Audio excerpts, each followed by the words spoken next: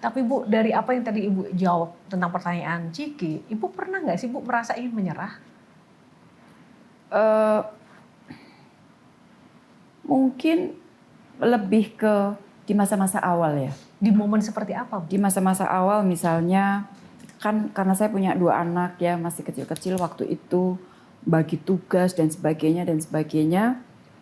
Kadang-kadang ada rasa capek itu ada. Tapi pada saat saya merasa capek, saya ingat lagi pesan-pesan ibu saya, cita-cita saya dan sebagainya. Kalau saya menyerah, berarti that's it. Saya akan berhenti, saya tidak akan bisa menolong orang lain. Dan kata-kata bahwa perempuan, kan gini, perempuan diberikan akses yang sama, dibukakan pintunya. Ini udah gua bukakan pintu, lu nggak masuk, lu nggak mau gitu loh. Jadi saya khawatir kalau misalnya saya menyerah, maka saya juga akan merusak spirit perempuan-perempuan lain yang ingin mengejar mimpinya. Kalau tadi Ibu Retno mengatakan bahwa support system penting, mungkin Ibu bisa menyampaikan bagi para suami di luar sana dukungan seperti apa sih yang dibutuhkan seorang perempuan untuk berkarir gitu? Iya, banyak sih ya sebenarnya. Teamwork. Saya selalu bilang bahwa pada saat kita mau menikah atau pada saat kita mau mulai membangun rumah tangga, sebenarnya kita tuh membangun teamwork. Teamwork dalam artian ini kita punya misi ini, ayo kita bareng-bareng gitu loh. Tidak ada pembedaan sebenarnya. Lo pokoknya lo perempuan ya, lo ngerjain ini. Gue laki-laki kan, gue enggak. Itu kebetulan di keluarga kami tidak mengenal itu. Nah, bicara soal keluarga ya Kak, begitu penting support keluarga bagi kesuksesan seseorang, tidak hanya laki-laki atau perempuan. Kita mau lihat sebenarnya siapa sih yang paling mensupport Ibu Retno akhir-akhir ini membuat beliau happy. Ada satu hal yang ingin kami tayangkan, Ibu silahkan. Happy birthday Yanti. Sebagai anak-anak Mami, kami melihat langsung bagaimana Mami menjalani karir dengan penuh integritas dan keberanian.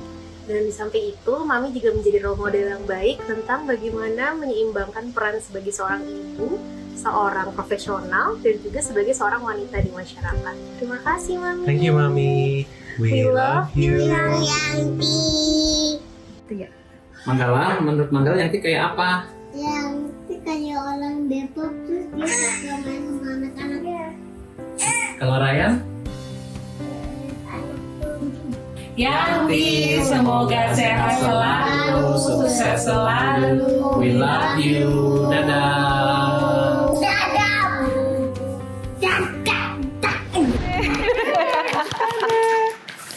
Ya itulah profil saya. Sekarang sudah banyak waktu sama mereka atau malah tapi sama saja? Hampir sama, tapi saya mencoba Sabtu Minggu selalu dihentikan sebentar untuk mereka.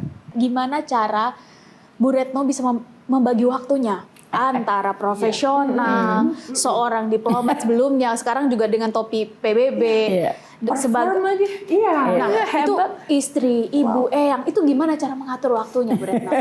Kebetulan saya itu dikaruniai energi yang banyak banget, so I have to spend energi saya itu dengan baik. Dan kebetulan dengan energi yang banyak itu saya bisa lakukan banyak hal. Pada saat saya jadi menteri itu pasti nggak percaya. Aku tuh masih ke pasar loh. Aku tuh masih belanja sendiri loh. Pasar basah? Yes. Di Majestic. Kenapa nggak suruh orang aja sih Bu? Kenapa harus beda.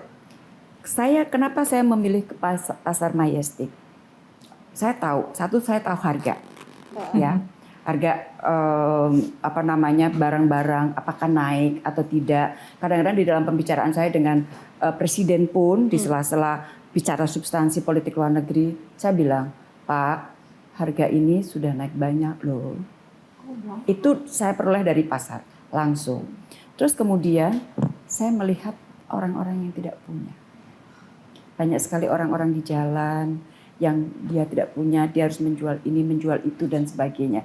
Dan itu yang membuat saya bersyukur bahwa saya diberi rezeki yang lebih bagus, dan di saat itu saya diberi kesempatan untuk bisa berbagi. Ibu Retno bisa sampai ada di titik ini dengan empati dan cara berpikir kayak gini, ini saya jadi penasaran, didikan ibu, tadi yang disebut berkali-kali adalah ibu.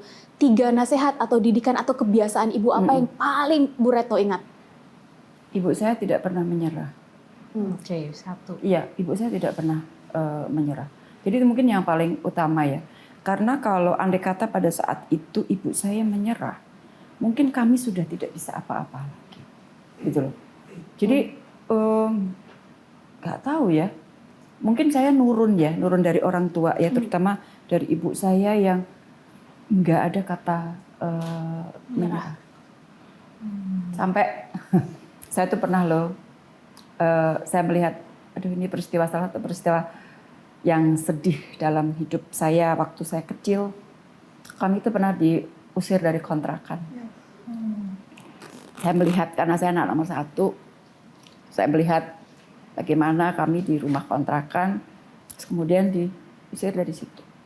Dan itu pun di titik yang paling rendah pun itu, ibu saya nggak jatuh. Dia tetap berdiri. Kita cari lagi. Itu yang. Jadi kalau aku mikir, tantanganku sekarang itu nggak seapa-apanya tantangan ibuku untuk membesarkan anak-anaknya. Sorry. Jelajahi cara baru mendapatkan informasi. Download Metro TV Extend sekarang.